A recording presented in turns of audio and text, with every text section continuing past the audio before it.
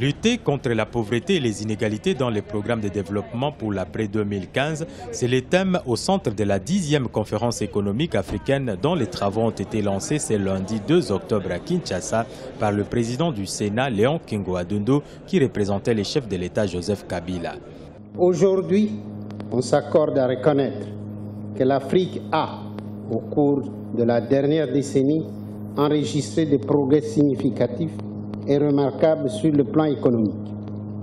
La maîtrise de l'inflation, ainsi que les taux de croissance positifs enregistrés de manière continue par les différents pays africains, notamment la République démocratique du Congo, prouvent à suffisance que nos pays deviennent de plus en plus performants. Malgré la croissance économique enregistrée au cours de la dernière décennie sur le continent, la pauvreté n'a reculé en moyenne que d'1 demi-point par an au cours des 20 dernières années. Une situation qui impose aux décideurs et chercheurs des stratégies fortes de développement pour répondre à ces questions essentielles. Ce qui n'est pas assez, c'est aller vers le secteur rural.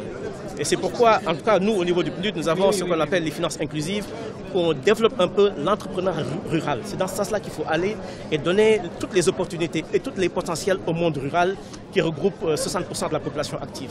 C'est un peu l'idée que nous lançons et j'espère qu'à la fin de la conférence, on aura des idées programmatiques pour appuyer un peu cette orientation. La construction du barrage des Grands Inga est l'une des pistes de solutions pour relever les défis de la pauvreté en Afrique. Elle relancera les économies de plusieurs pays du continent.